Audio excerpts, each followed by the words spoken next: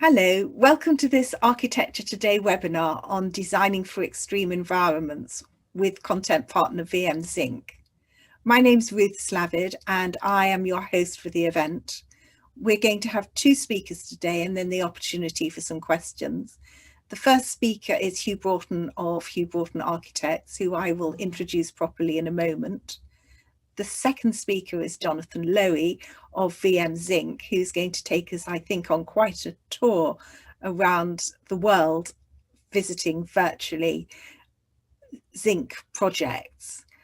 And then, as I said, we will have our questions. And if a question occurs to you at any time, just press the button and send it in. And I will be selecting the most interesting and pertinent questions to put to our speakers at the end. So that's the structure.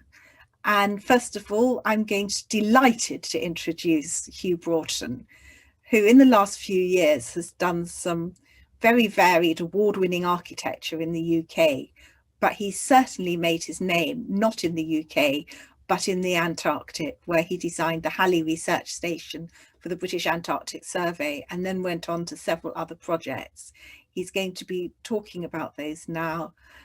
I've heard him talk about Halley in detail before, and I know we're in for a fascinating session. Over to you, Hugh. Well, thanks so much, Ruth, for the introduction. I'm so pleased that you're chairing this event today because you've been such a fantastic supporter of our work in Antarctica, and we've actually worked with each other on quite a few occasions as you've written some really insightful articles and, of course, a great book about our work on the Halley 6 Antarctic Research Station. I'm going to talk about our work in Antarctica, which is actually a portfolio of projects which we've developed now over the last 15 years. So let's think about Antarctica just before we get started. Antarctica is the coldest, the windiest, and the driest continent on Earth. In the depths of winter, it has a population of just 2,000 people. So it's an extremely isolated environment as well. Yet it's also a source of fantastic scientific research. Some of the great investigations into climate change take place in Antarctica, led by some of the world's greatest climate change scientists. And it's in support of their work that our portfolio has developed.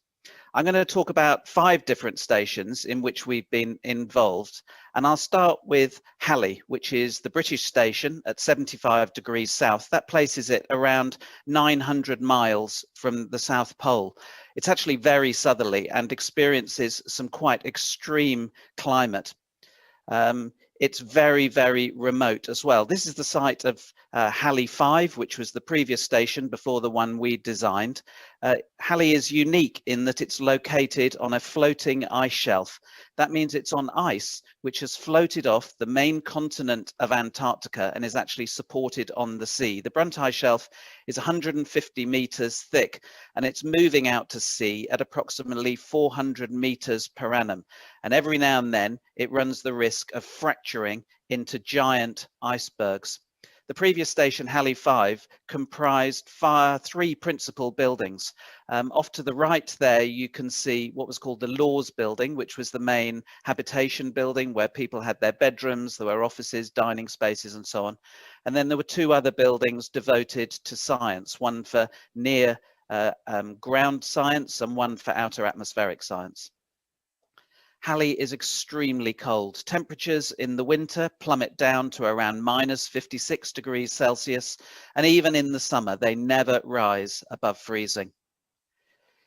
As the temperatures do rise in the summer, so the site becomes extremely windy as winds from the polar plateau fall down towards the sea, a phenomenon known as katabatic winds, creating wind speeds well in excess of 100 miles an hour, sometimes up to 150 miles an hour. And as they blow across the ice shelf, so they pick up small crystals of ice called spindrift, which basically sandblasts everything in its wake. It also means that everything that's left on the surface of the ice will quickly become buried by drifting snow. That could be a small spanner, or it could be something as sizable as a building. As a result, at Halley 5, which was an elevated structure built above the ice shelf, it was necessary to jack the building up every year by around 1 to 1.5 meters to enable it to essentially climb above the rising snow level. This was an incredibly labor-intensive process involving around 50 people. Here you can see them all suspended in scaffold baskets using electric screw jacks to gently increase the building's height above the ice and therefore protect it from being buried year on year. So it's cold, it's windy, it runs the risk of being buried by rising snow levels. The next challenge is that at Halley is that it's also dark for 105 days of the year. That's 105 days that the sun does not rise above the horizon. That's in the depths of winter when the crew is typically around 15 people. So one has to imagine, and we're all getting better at it as we exist through our current forms of isolation and lockdown. But there is a massive challenge being quite so isolated from the rest of the world in total darkness, living with just 15 other people. The environment at Halley 5 was something close to institutional. It was made up of a series of different rooms, a dining room, a separate bar, a separate lounge, arranged off a corridor. And it created some quite significant psychological challenges of people walking up and down the corridor, hearing other people having fun in the bar and just challenging themselves. Do I feel confident enough to open the door to go in and join the fun? Or do I feel too shy and I'll just leave them to it? And it really was quite a stressful environment for people to live in over those long periods of the winter. And at the time that we inherited the design of the project, people were living on base for up to 2.5 years without returning back to the UK. Their only neighbours are a large colony of emperor penguins who live around 10 miles away and which could be visited at the start of the winter season by the winter crew. Logistics was managed by this ship, the Sir Ernest Shackleton, shortly to be replaced by the new research vessel, the Sir David Attenborough. Everything that is needed to supply Halley is delivered around Christmas time and is unloaded onto sea ice, which is around 2 meters thick. It's then carefully dragged across the sea ice to the edge of the Brunt ice shelf, where the vehicles that were retained at Halley are used to manipulate the edge of the ice shelf to create ramps to allow all the supplies to be dragged up onto the ice shelf and then onwards to Halley to enable it to function for the remainder of the year. And of course, when we were considering the construction of a new station, we had to consider a similar path to deliver all the materials to the site. So against this background, one might ask oneself, why do the British Antarctic Survey need to operate a base at a place like Halley? And the answer is really simple. It's because the science which is conducted at stations like Halley is of world significance in our understanding of the challenges of climate change. Just by way of example, in the mid-1980s, it was 3 scientists working at Halley who first discovered the hole in the ozone layer, a discovery which led to the Montreal Protocol banning the use of carbon fluorocarbons, which was probably to this date one of the greatest pieces of environmental global legislation that's been enacted. So the science that is conducted in these places is really leading our understanding of climate change and influencing policymakers to a significant extent. However, at Halley, there was a big problem. In around 2000, the British Antarctic Survey identified that the Brunt ice shelf was at risk of fracturing away from the main polar continent. It was locked in position at the top of the red line and at the bottom of the red line, but severe cracks were beginning to appear. And with Halley 5, with its legs rooted in the ice, there was the risk that it would disappear on a giant iceberg. As a result, the British Antarctic Survey decided that they needed to replace the station. And to do this, they decided to hold an international design competition run by the RIBA. They received 86 expressions of interest from around the world. They were then shortlisted down to 6 teams who developed some initial concept designs, from where they then shortlisted down to 3, and those 3 teams worked over a 6-month period before eventually my firm, working with AECOM, were selected as the winners. Before we set about the design process, we wanted to understand some of the challenges of Halley through history. The life of Halley is relatively short. The first station was established in 1957, the International Geophysical Year, and it was a very simple structure, a pitched roof timber hut built on the ice surface. And here you can see it around 4 to 5 years after its completion, virtually buried up to the eaves. It existed like this for another few years. They had to build shafts with ladders to climb down through the roof into the building before it was eventually abandoned. Later structures, and here we see Halley's 3 and 4, were designed specifically so they could be buried. But one just has to imagine the existence in these buried tubes underneath the ice, climbing down a ladder into a place which has got no natural light, where the generators are a constant hum and you can smell the sewage being treated on a constant basis. It must have been a very, very unpleasant life. Added to that, the ice shelf itself moves a bit like water, so was constantly bearing pressure onto these tubes, and you could hear it cracking and creaking around you. So unsurprisingly, this solution of buried buildings was relatively short-lived. Both of them lasted for really no more than 10 or 11 years each. Most recently, new bases have tended to be elevated above the ice surface, and here we see 3 of the most recent stations. The top left is the French-Italian base. I am assured that the French don't live in one side and the Italians in the other. They do actually mix together.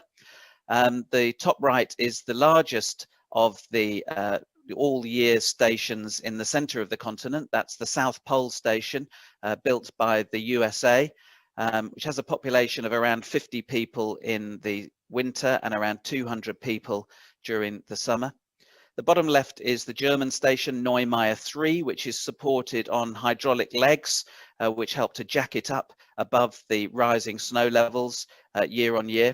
And the bottom right is the Belgian station, Princess Elizabeth, which is a summer-only station, but operates as a net zero carbon base.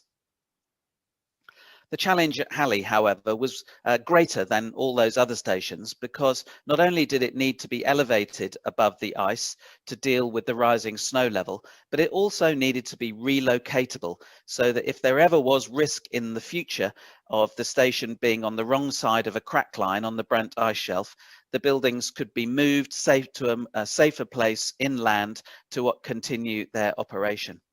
Our concept was therefore fairly straightforward. It was for elevated modules on hydraulic legs supported on giant skis, which were both the foundation and the means for relocation.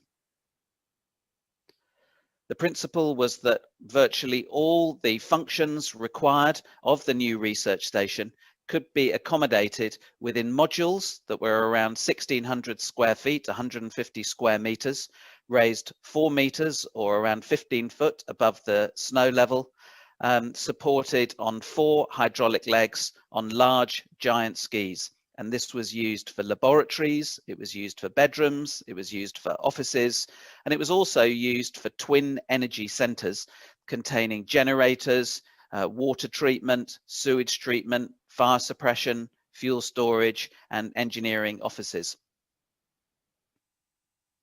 The structural design was really very simple. The substructure is formed of a steel space frame that's then supported on the hydraulic legs on the giant skis. And then the superstructure is arranged around the perimeter to allow flexibility for reconfiguration of partitions. And then the whole building is clad in a highly insulated cladding system of glass reinforced panels with a polyisocyanated foam insulation.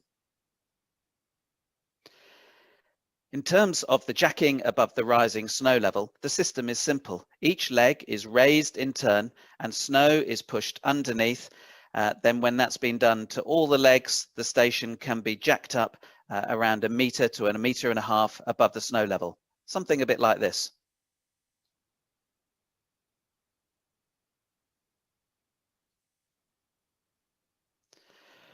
Having worked out that most of the functions of the station could be accommodated in the small blue modules, we realized there were some social functions such as dining, the bar, watching TV, where it's nice to have everybody together, needed a larger special solution. For this, we developed the central module, a 2-story building which has noisier activities such as dining and the bar downstairs, and quieter activities upstairs for watching TV, going to the gym, and so on.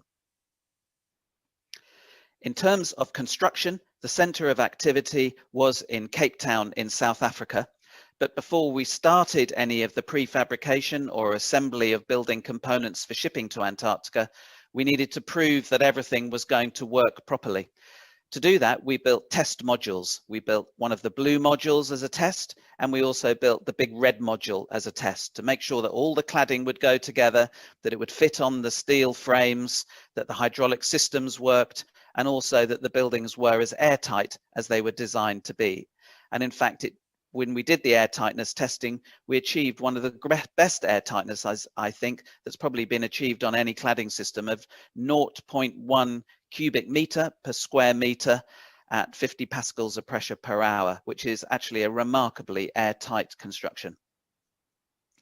Once everything was ready, it was assembled on the dockside and then loaded onto this ice-strengthened Russian vessel, where it was shipped to the Antarctica, spent 15 days crossing the roughest ocean in the world, and arrived at the edge of the sea ice, from where these largest components, the steel space frame substructures of the modules, were unloaded and were then pulled by tractor across the sea ice, up the ramps onto the ice shelf and to the site of Halley 5.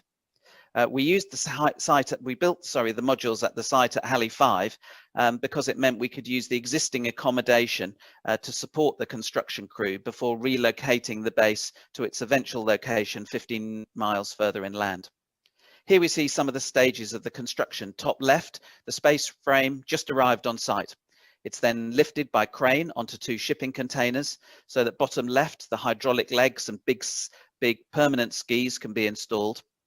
Then prefabricated timber floor cassettes are installed on top of that space frame to provide a working platform. Then on the top left, you can see prefabricated service runs being installed into the space frame. And then top right, prefabricated elements of plants, that's generators, switch rooms, fuel storage, before eventually the steel superstructure is installed around those elements of plant.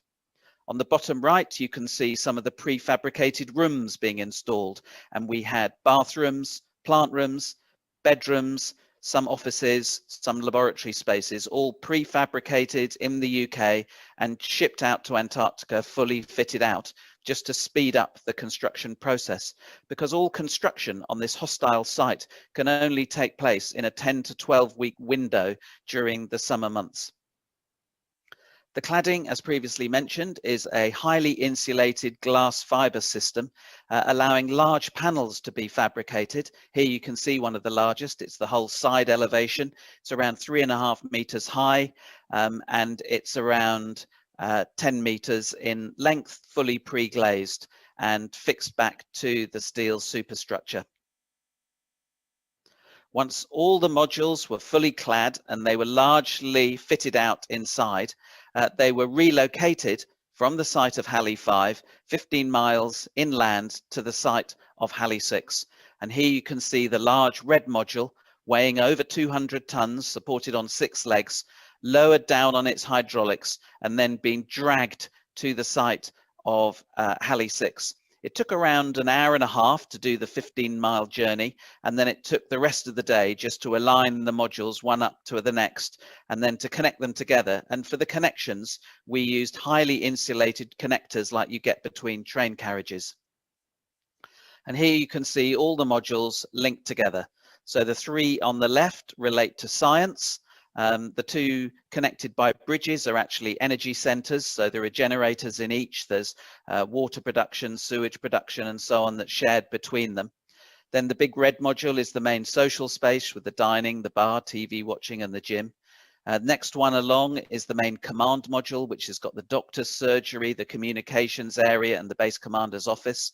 And then the final two at the right are bedrooms, and there's 8 bedrooms in each. Each bedroom is a bunk room, so there's accommodation for 32 people during the summer, 16 during the winter.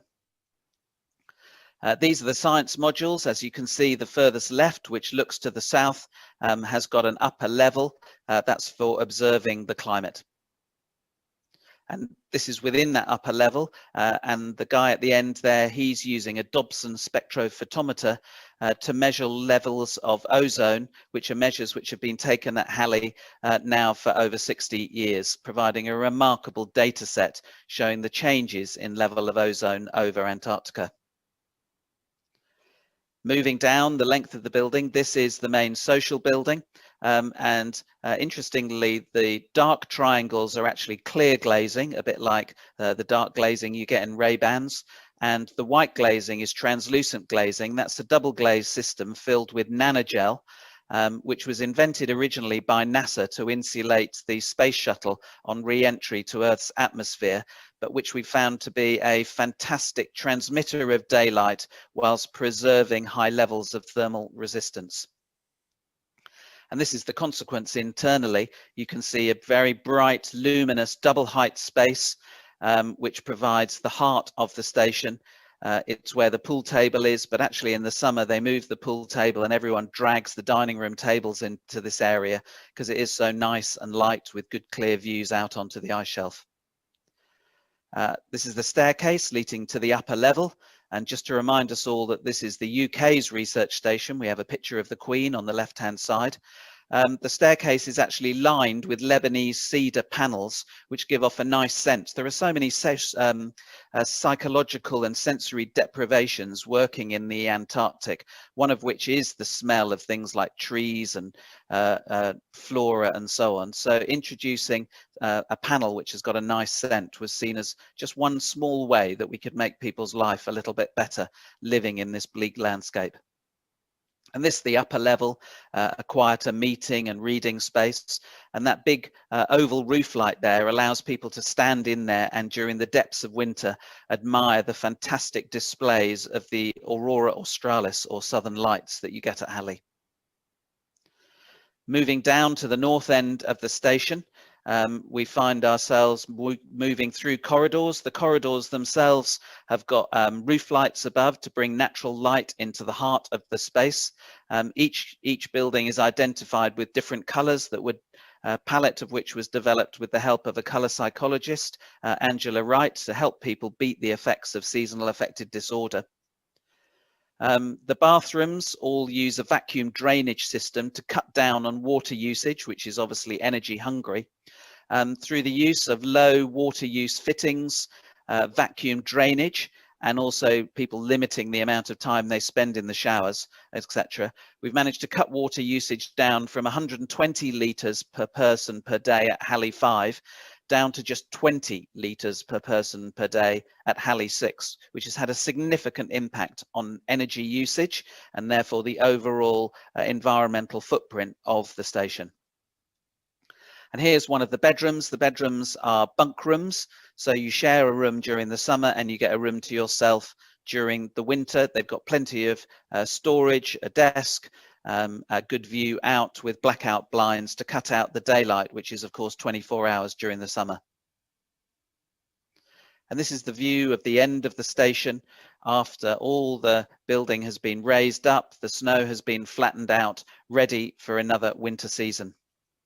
And here we see it in the middle of the winter, and you can see how the wind has blown underneath the buildings, creating a big drift on the leeward side away from the skis, and that this wind has accelerated underneath, keeping the skis themselves clear of snow, allowing for adjustments and also for the raising above the rising snow level.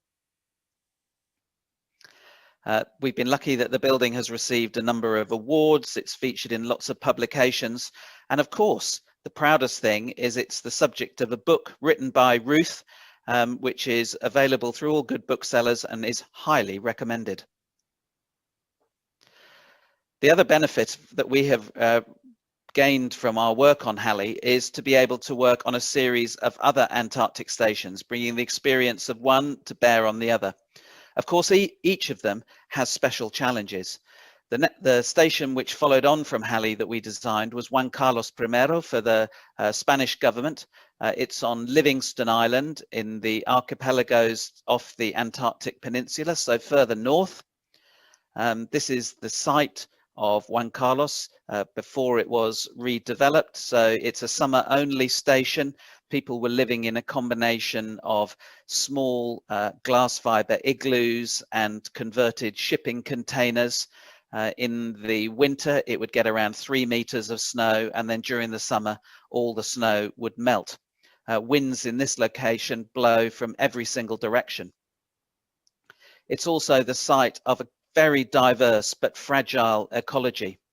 There are leopard seals, elephant seals, gentoo penguins, and there are also very rare mosses which grow on the site of Juan Carlos I, with plants in Antarctica being very rare in themselves. So ensuring that there was minimal impact on this ecology was a key project driver. Bearing in mind that the winds blow from every direction, we thought very long and hard about ways in which to encourage social interaction. Our concept was therefore to create modular wings joined around a central core, which would mean that people would always be passing past each other in that core area, stop and have chats and so on. This is the design, which shows big glazed elevations at the end of each one of the wings looking out into the fantastic Antarctic landscape. The buildings are raised up so that when the crew arrive at the start of the summer season, they climb up the ladders, the base is all snowed in, and then as the snow melts, then they can access the buildings through the doors at the lower level. And here we see the completed base. It was actually occupied for the first time just a year and a half ago, and is now delivering fantastic science for the Spanish Ministry of Science and Investigation. More recently, we've been working on 3 projects at the same time. The first of these is another project for the British Antarctic Survey. It's at their largest base, Rothero Research Station at 67 degrees south on Adelaide Island, which is a stunning Antarctic setting with mountains and seascapes all around. If you go for a walk here in the evening, you'll hear whales out in the sea, you'll hear them blowing, you'll see multiple different types of seals and penguins and so on.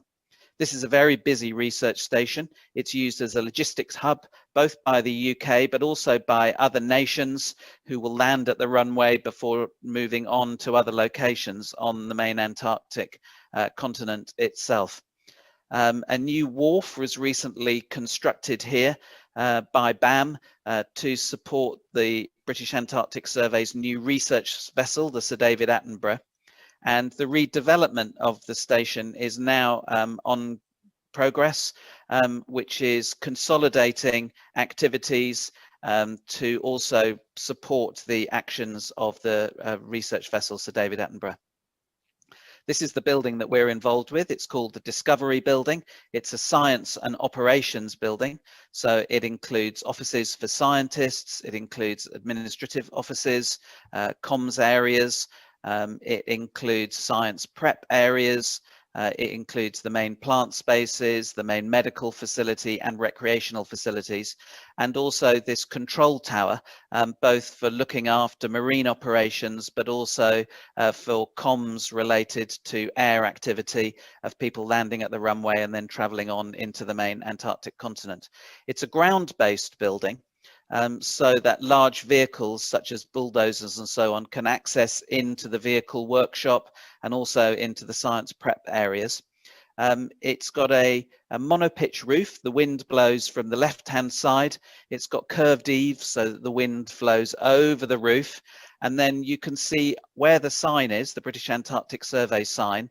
There's a strange protrusion. That's actually a wind deflector, so that the wind blows across the roof and then is captured by the deflector and then channeled down the leeward facade of the building, and then at high velocity that will help to remove snow from the leeward side so that the doors that access the building on that side don't get jammed up with drifting snow.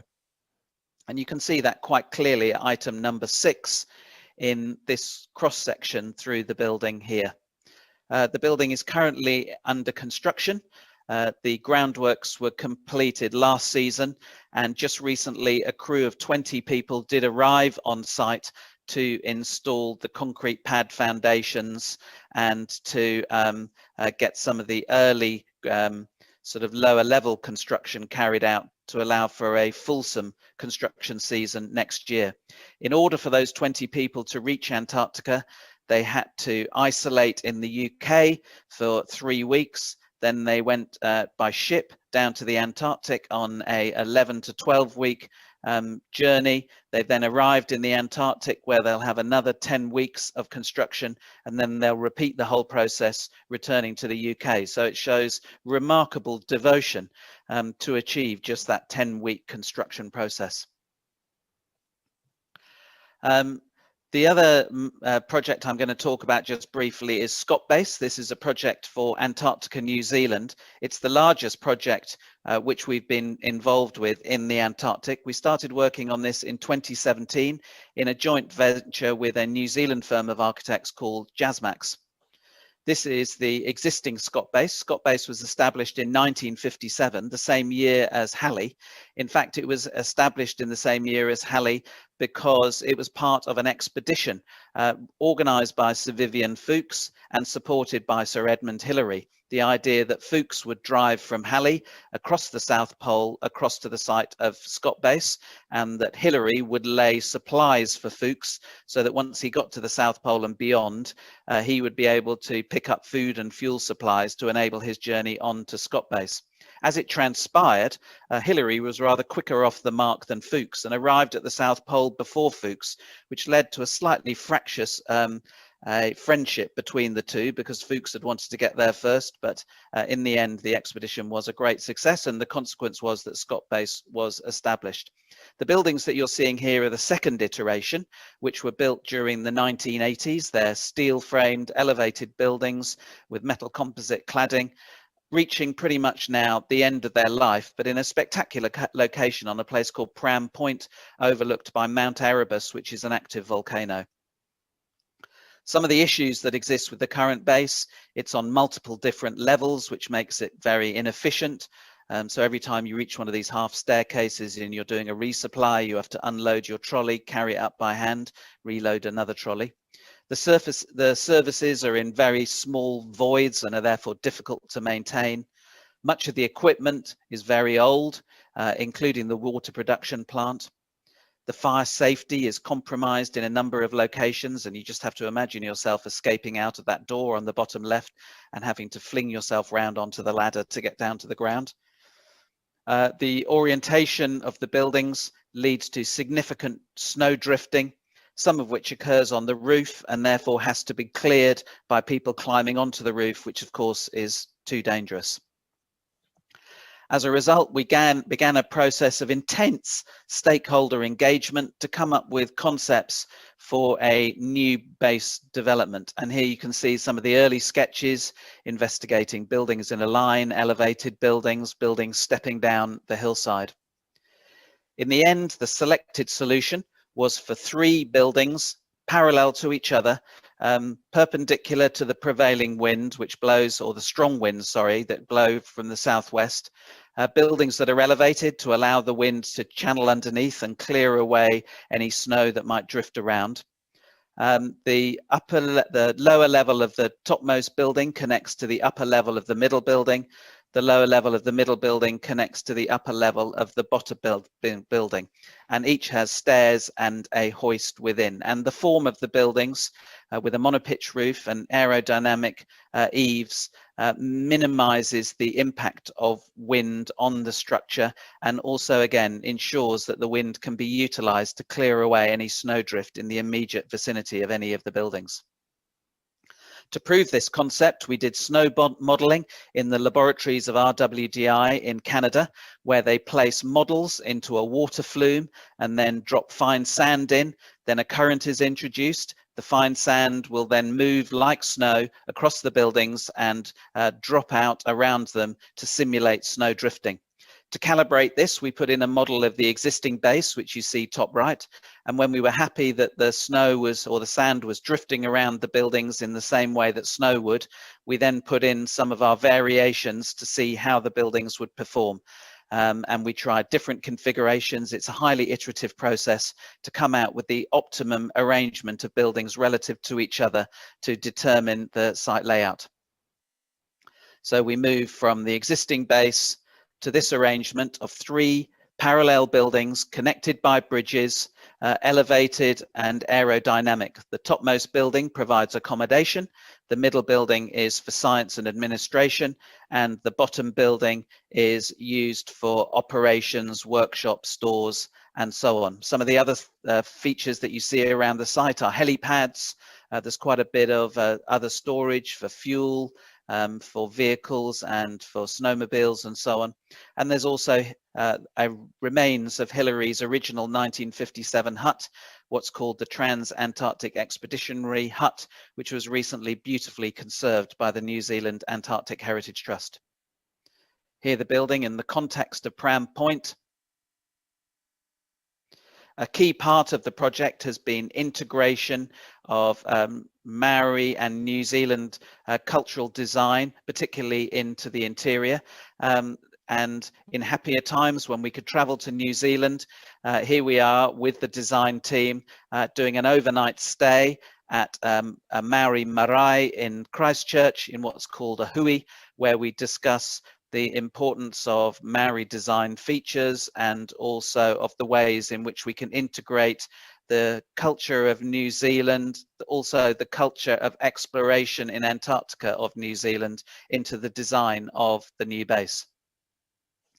As I said, we were particularly conscious of the input of Sir Edmund Hillary's base from 1957, and here you can see the restored building and some of the colours that his architect Frank Ponder used to help alleviate the impacts of seasonal affected disorder.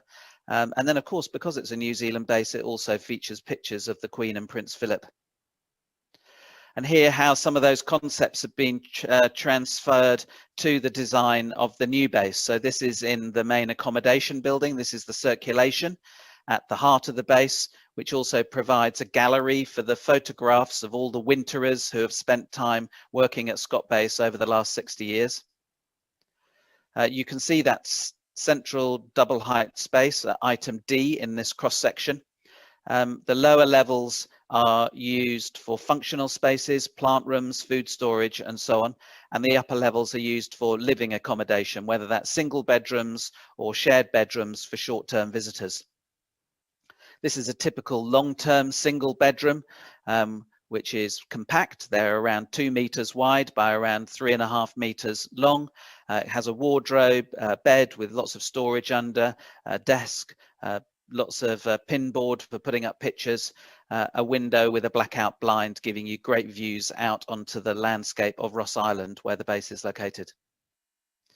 The dining room and the bar are joined together, and they have a timber ceiling. There's also a big window looking out towards Mount Erebus. It's really important in these bases to connect people to their landscape, not only because it's very beautiful to see, but also to remind them of the isolation, fragility in a way of the environment and the challenges that that environment poses, almost as a way of ensuring their health and safety.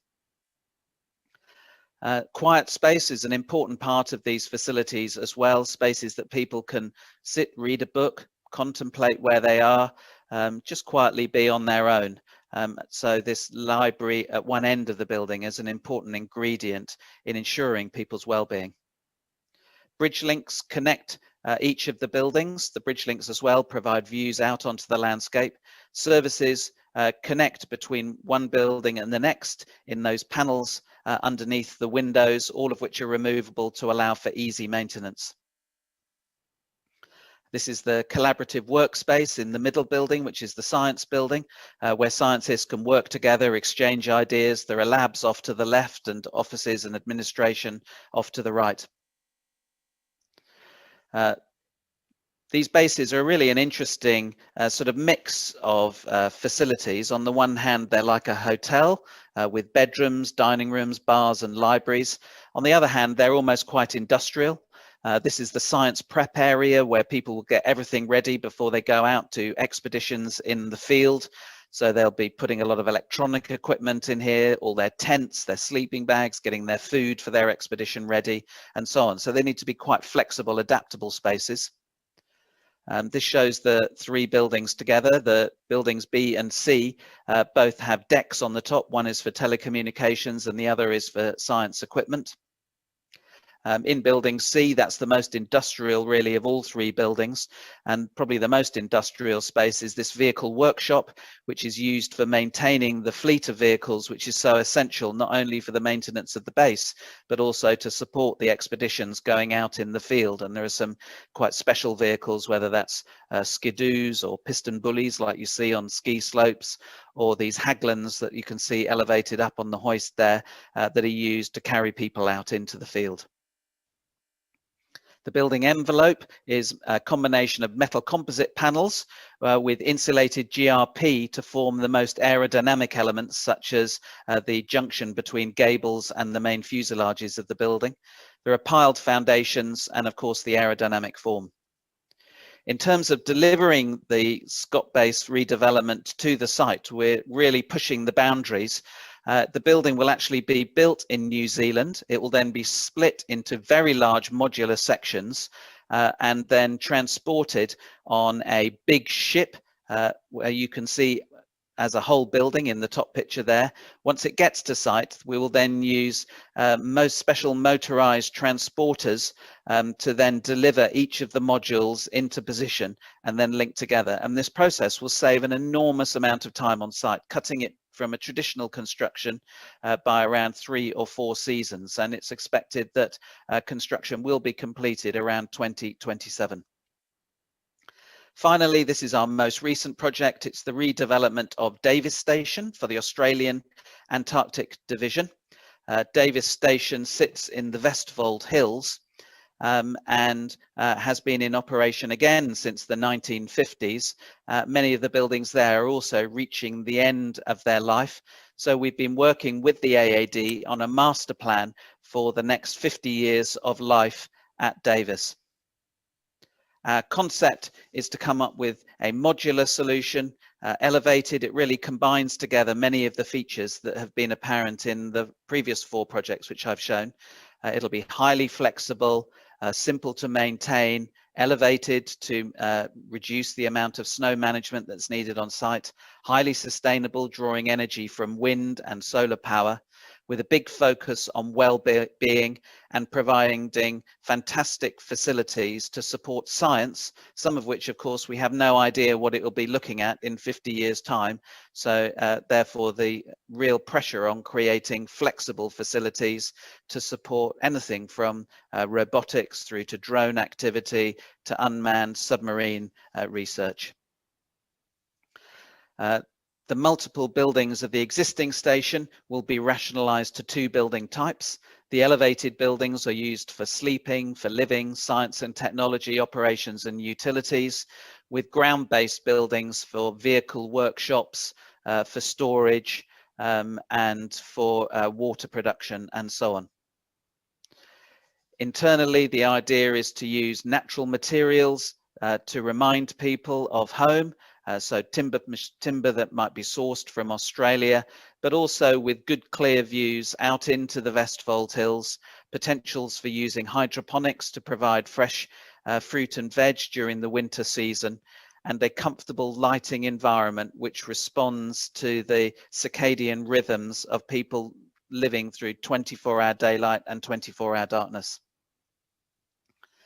So here you see the site of the existing station, made up of multiple buildings developed in a haphazard way over 60 years, resolving to a more ordered arrangement of elevated craft oriented in the direction of the prevailing wind, which can then blow underneath, removing snowdrift away from the buildings and minimizing the environmental impact by comparison to the existing, with the use of sustainable energy sources such as wind and solar, and really cutting down the amount of fuel that's needed to support the base through the year. And here you can see the impact of that design during the winter. And I think with that, that is my last slide. So I'll pass back to Ruth. Thank you very much. Thank you very much, Hugh. I'm feeling a bit chilly now because we have been spending 40 minutes in the Antarctic, but it was absolutely fascinating. And I think we're going to have a chance in a moment to warm up a bit with our next presentation. But first of all, can I remind you, please, if you do have questions, and I'm sure you do, either for Hugh or for Jonathan, our next speaker, just press the button and send them in, because we will be using the questions at the end of the session. So I'm delighted now to introduce Jonathan Lowy of VMZINC, who is going to take us on a tour of the world, I believe, looking at projects using zinc and particularly how they can work in extreme environments. Over to you, Jonathan. Hello, welcome everybody to this webinar from Paris to the end of the world. We're going to look at some zinc projects in some extraordinary locations. And this first image is obviously of a fjord in Norway, near Loen, where the Alexandra Hotel has this spectacular viewing platform, which combines zinc and other materials such as timber and glazing. Moving forward a little bit, but before we go in depth into some projects, just wanted to let you know sort of really what we do. We actually refine the zinc. So on the top right, you can see hot liquid zinc coming out of the oven. That gets rolled into natural zinc coils, which you can see on the top left, before being pre-weathered. The bottom left photo is an interesting project from Holland, where old and new's been combined. You can see pre-weathered pigmento red standing seam zinc roofing connected with a very attractive glazing unit to an old thatched cottage. And on the right, again, the same zinc, but this time in pre-patinated quartz on a facade near New York in the US, where the whole facade is made out of zinc.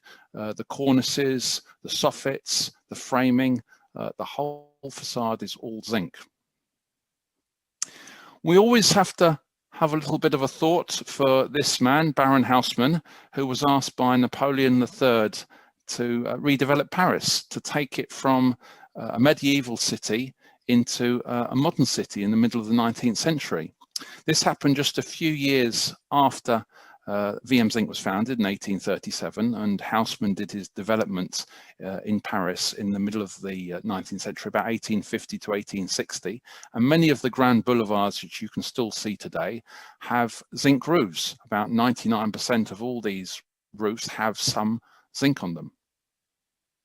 And you can see the top left-hand corner is the Étoile, the Eiffel Tower, sorry, the Arc de Triomphe. The top right is the Gare du Nord, the bottom right is the Gare de Lyon, and the left, which could well be a station in Paris, is actually Brighton railway station, which is a very historic railway station, which was redeveloped using very similar techniques. And this was an extension or a renovated part of the building that was done in the end of the 20th century, about sort of 2000, using batten cap roofing. Staying in Brighton and the railway theme, this is Volks Electric Railway, which is actually, as you can see, on the beach. Zinc performs extremely well in marine environments. It performs very well against salt. And here, Azingar, which is actually engraved zinc, has been used again to clad the roofs and the walls using standing seam. Staying close to the sea, but a bit further north on the beautiful Isle of Skye, is an artist studio called Midden Studio. Here, again, standing seam zinc is used on the roofs, on the walls to clad this building. The difference here is it's natural zinc, and you can see on the top right some of the almost texture of the patina forming, which is not uniform. It takes a few years to form to become a middle grey. The other interesting part of this project is that the panels have stamps on them. It's almost sort of looks like a noughts and crosses pattern. Zinc's relatively soft, not like lead, but it can be worked and stamped and formed. So you can create these interesting patterns and do these, create this image. And although it's not Frank Lloyd Wright's Falling Water, there is a feel of this waterfall which is visible from the studio. You can see on the right where you can actually look through into the river beneath, and on the left you can see the opening where that window has been created.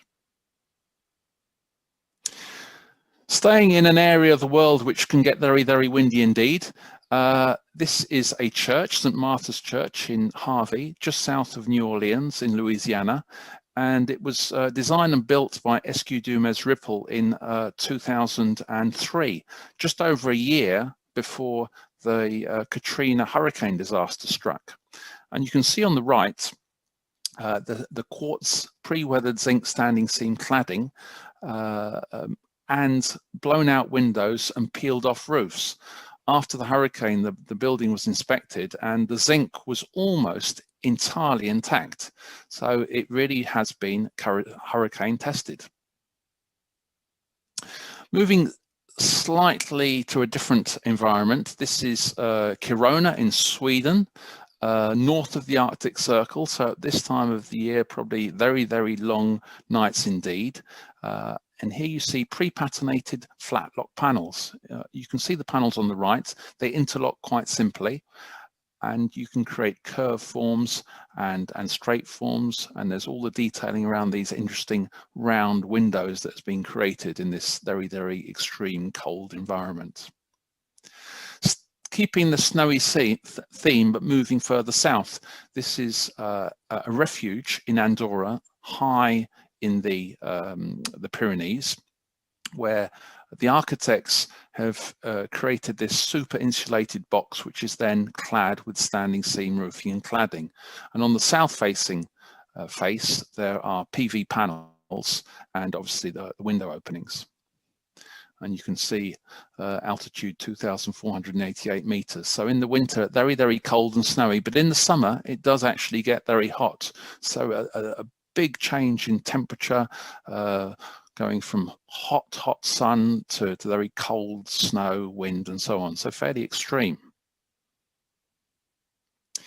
This time going even higher though, 3,700 meters in the Himalayas, Lhasa in Tibet, where a hotel was built on a little bit on the theme of a monastery, using a vernacular architecture, but combining it with batten cap roofing, which is not entirely dissimilar to the batten cap roofing that you would find in Paris. Now we're staying in Asia, but probably going to one of the coldest places in the world.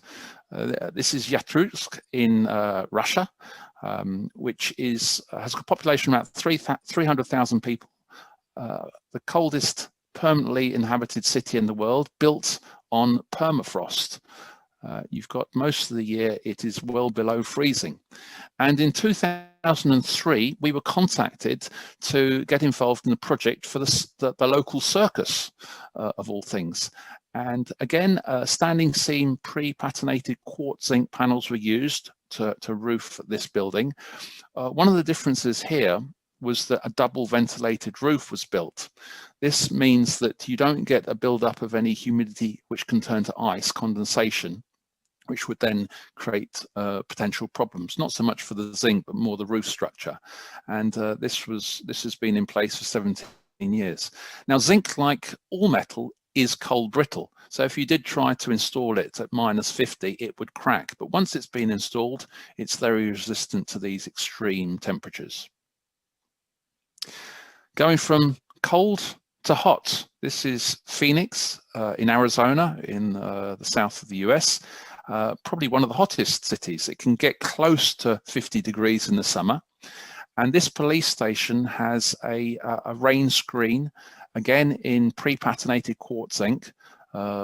using perforated panels which reduce the solar gain on this building and also give an interesting texture and can be backlit, as you can see. Staying in a warm environment, but this time in Singapore. This is Theatres on the Bay, designed by DEP Architects almost 20 years ago now. Right on the sea, always hot and humid. The atmosphere was probably not really one of the main problems for the zinc here. It was more the detailing, very low slope roofs, complicated junctions, a bull nose. But again, the malleability and workability of zinc allow these types of shapes and roofs to be clad very effectively in zinc. Staying by the sea, but just giving you a few examples of different areas where zinc's being used. On the left is Bondi Beach in Australia. In the middle, St Andrews on the north coast of the UK. And on the right, Terry Farrell's Kennedy swimming pool complex in Hong Kong. All of these right on the sea, and they tend to get quite windy. Certainly Hong Kong and St Andrews, there are extreme winds, but the zinc resists all these environments extremely well. Talking about resisting wind, it's obviously important to get the design right and the installation, and by using the right number of clips and spacing these clips at the right centers and using the right width panels, pretty much any environment, as we've seen, can be clad with zinc panels. And on the right, you actually see a test which has been done at Wintec to do some actual testing of the zinc panels. Just going to finish on an interesting project, which is the lighthouse at the end of the world, which Jules Verne based one of his books on. This was actually a real lighthouse that sort of became a little bit derelict and almost fell down. And a French explorer wanted to recreate the lighthouse, which is very close to Cape Horn. And he got a group of companies together, including VMZINC. And this was rebuilt in the late 90s with a zinc roof and a zinc ornament, and has been there ever since. And obviously in the region of Cape Horn, not only is it by the sea, but you get incredibly strong winds almost all the time. There was a slightly smaller model of this also built in La Baie of La Rochelle in Western France, slightly more accessible. But again, this shows how well zinc deals with a marine environment. It's actually almost in the sea. Right, well, that was a short review of some extraordinary projects in some extraordinary places. But if you would like more information, samples, literature, technical details to discuss your own projects, we'd be very happy to do so. So just give us a call, drop us an email, go on our website. Thanks. Thank you very much indeed. That was absolutely great. And I think it was wonderful to see how well zinc can work in so many difficult circumstances, and also how lovely it can look. And we've had questions coming in. I'm just having a look at some of them. Here's one for Jonathan. Can zinc be a long-lasting option for Atlantic-facing environments with harsh, salty winds in the Caribbean? And the questioner says, local advice is that metal roofs always corrode. Well, metal does corrode, that's quite accurate, but different metals corrode at different rates. Steel corrodes fairly quickly in salty marine environments, but zinc far more slowly. Zinc's been used in marine environments for decades and has actually already been used in the Caribbean. So zinc on a roof in the Caribbean would not only resist the winds, hurricanes, but also the salt. So it would be a good solution, and it would also be a very durable solution, which would probably require relatively little maintenance. So yes. Yeah, that's fantastic. And then there's a question which says, the location of the property on the island of Col is on the island of Col in the Outer Hebrides, approximately 500 feet from the sea. Can pigmento storm grey be used? I hope that means That's well, pigmento is zinc with a pigment in it, so it has a slight color, and right. we've recently launched another couple of colors, which Yeah. storm grey is grey with a very slight redness. Mhm. So yes, it can be. I mean, it's I showed the project on the Isle of Skye. The Isle of Col is quite close, so it can be. The only thing I would say is that whilst zinc is extremely resistant to salt, if you put it on a non-rinsed surface, it is possible for the salt to sort of almost stick to it and show itself, so it acts as a stain. But on any roof, it would be absolutely fine, or any rinsed facade. So that project on the Isle of Col with storm grey should be fine. That's great. I'll come back to you, but we've got questions coming in for Hugh as well. First one I'm going to answer because it says, appears no cooking kitchen facilities are provided. There are fantastic cooking and kitchen facilities, and they keep eggs lasting longer than you could possibly imagine. But that's the only question I'm qualified to answer. I'll put the others to Hugh. And there's several questions that have come in which talk about how the lessons you've learnt from these projects in the Antarctic, whether to do with management of a work team or other things, how they apply to work that you do in less extreme environments. And I know you've obviously done a great deal of work here more recently and won quite a lot of awards for it. So I'm guessing you learnt something. I hope so. I think the key really has been around sort of designing from first principles, which I know sounds sort of pretty obvious if you're an architect, but it's certainly something which has been really important in the Antarctic work. Sort of thinking absolutely about how people are going to live and work in these environments. You know, right from the moment they wake up, what's the surface under their feet? How do they what's the journey they make to get their food, what's the most efficient way to organise their workspace, and then thinking about how that sort of dovetails in with resisting the environmental, the cold weather, the winds and so on, and then tying that all into the logistics. So it's a very sort of holistic way of thinking about design, and I think that has definitely permeated into the projects that we've done in the UK.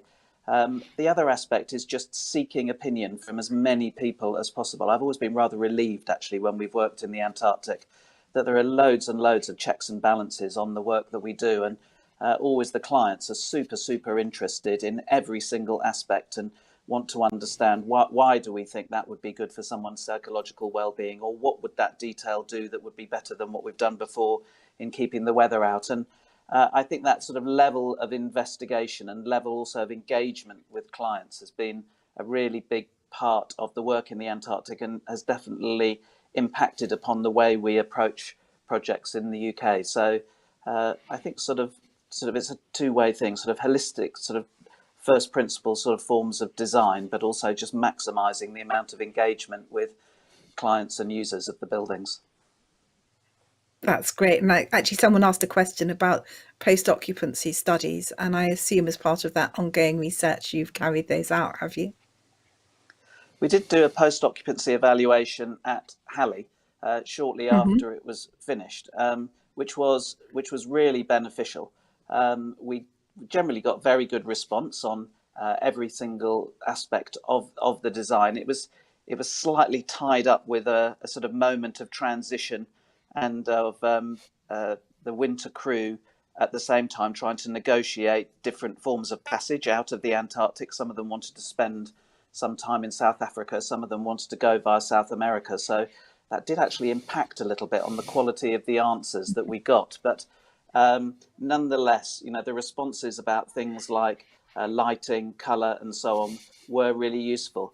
I think it's something which we would try harder to get really good information from on the projects we're working on at the moment, because I do find that as we're designing the new projects, whether it's for British Antarctic Survey, Antarctica New Zealand or the Australian Antarctic Division, that we do draw a lot upon each project in turn. So I find often that I'm talking to Antarctica New Zealand saying, oh, for the British we're doing this, and they're going, oh, that's an interesting idea, have you thought about doing it like that? And all the projects are sort of feeding one to another.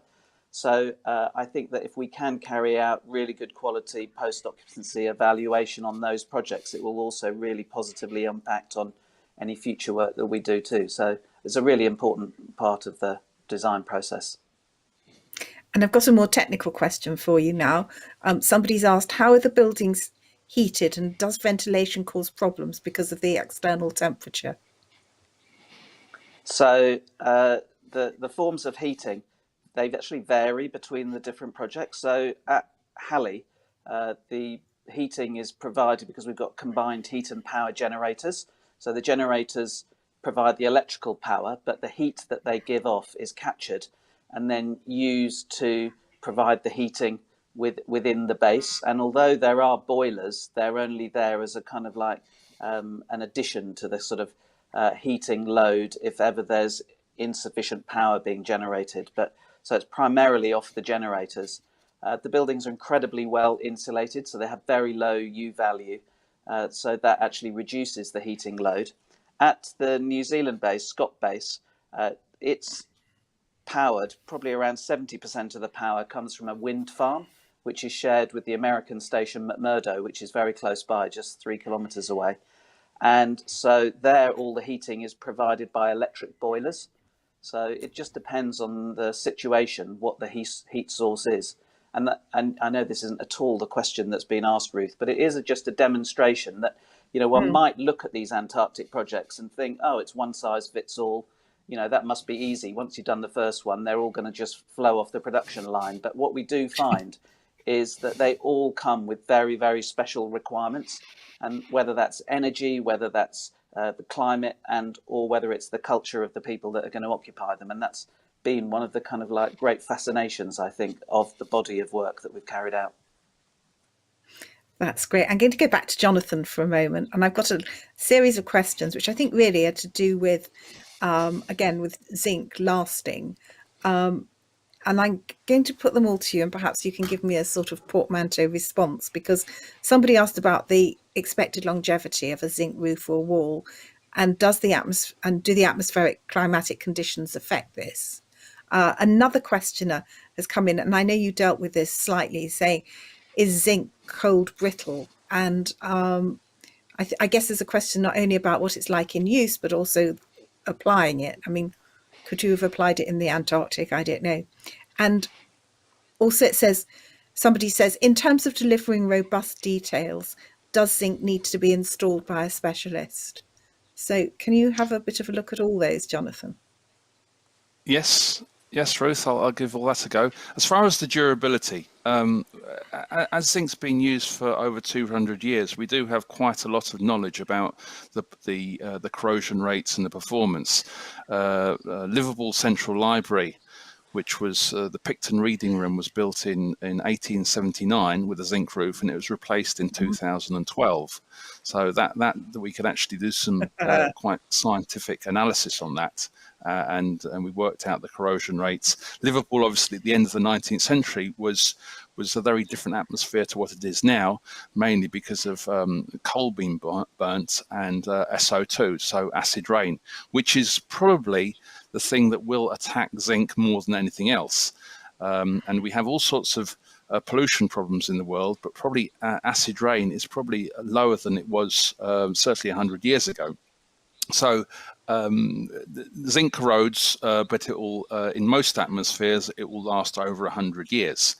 As far as being cold brittle, yes, zinc is cold brittle. All metals are cold brittle, and you cannot install it at -50. It will just break. But I was on a job site in Montreal many years ago, and zinc was being fitted at -20.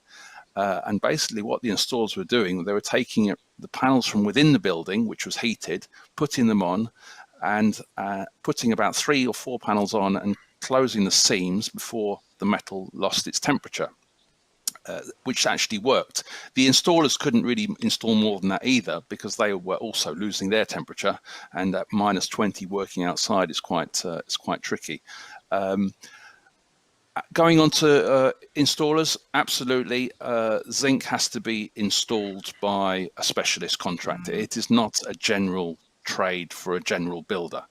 Zinc is quite similar to stainless steel to copper. So it doesn't need to be just somebody that only does zinc, but it can't be done by a general builder.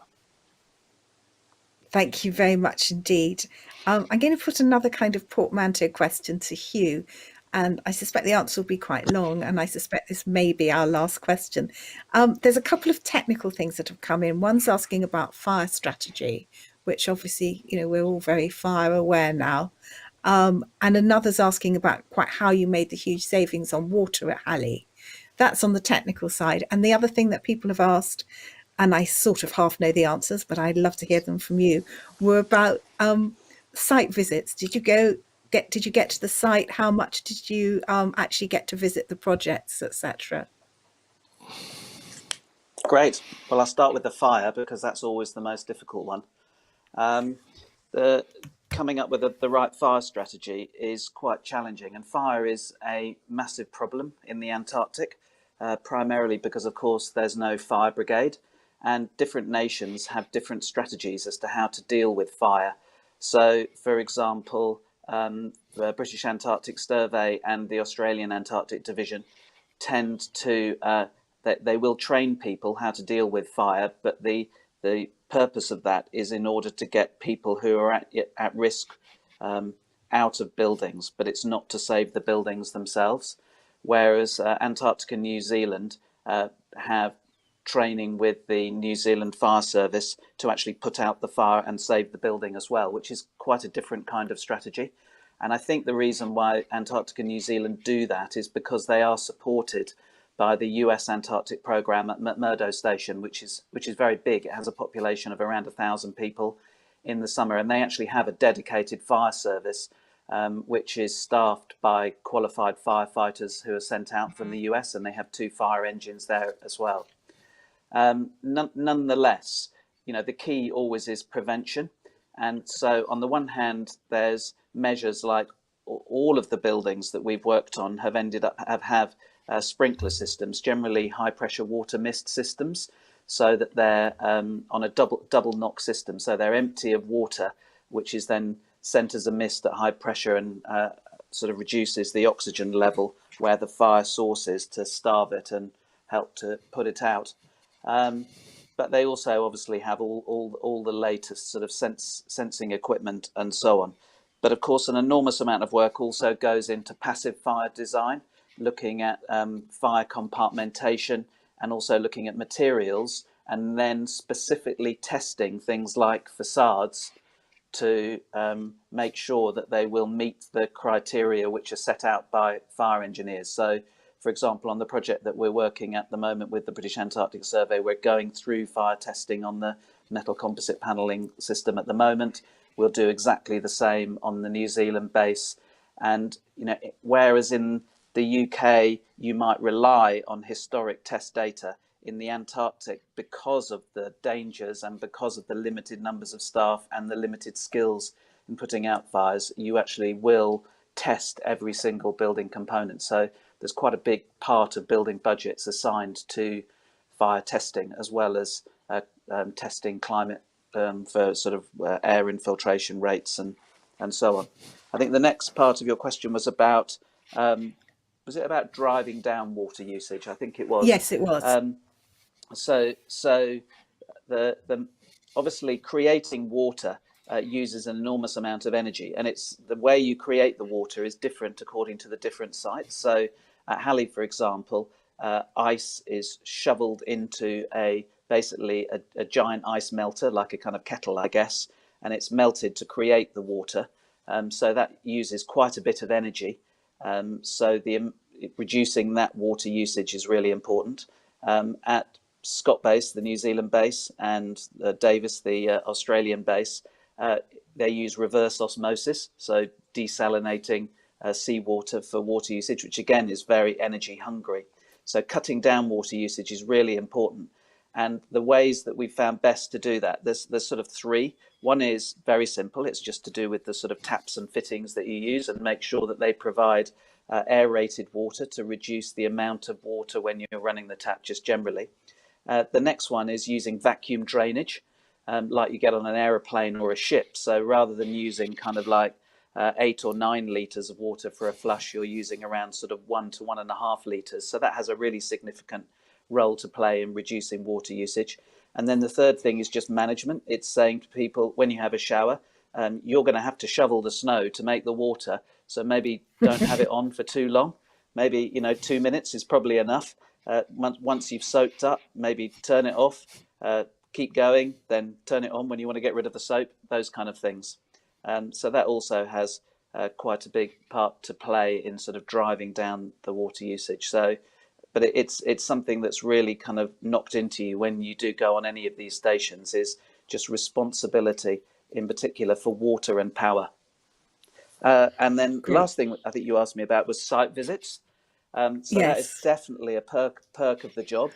I've actually been down to the Antarctic 5 times, which each time has been to different places. We've visited lots of different bases. I think visited sort of 9 or 10 different bases, which is also really good for the research. Visiting Halley is a very special kind of experience because it's just so bleak and apparently featureless when you get there, but you just sort of in the end start to really sort of almost fall in love with the cloud formations, the way that the wind plays across the ice surface. It's actually a very sort of de-stressing kind of environment, I find. Whereas some of the other sites, the Spanish site or Rotherham, the other British station, are just stunning scenery and amazing wildlife. So you do get incredible experiences going to any of the stations. And then you go to the New Zealand station, Scott Base, and you're just surrounded by the history of exploration. So not only is there Hillary's hut right next to the base, but there's also the possibility of visiting Shackleton's Nimrod hut or either of Scott's huts related to both of his expeditions. And going inside any of those huts, you just feel the sheer weight of history upon your shoulders and the impact of, that kind of exploration, in those early days, and how cold they must have been, and with equipment which is only a shadow of what we have available now. And I find that really a very kind of extraordinary and sort of enlivening experience, I guess. So Well, I hope thank that you. covered off all three areas. It did, absolutely. And I think we're all feeling enlivened and uplifted. There were a couple of questions that came in that were very specific to one or two of you, asking for some more details about things. And I'm sure those could be passed on to you. And you can answer those specifically back to the people who've questioned them. Because we really have run out of time. I know everybody's got very busy days, and probably a lot of the viewers have got more things scheduled in. It's great that so many of you have been able to come and watch this. And I think it just remains for me to say thank you very much for attending. Thank you very much on behalf of Architecture Today. Thank you to Hugh. Thank you to Jonathan and to VMZINC. There will be more events, and I hope to see some of you at some of those. Thank you very much indeed. Bye.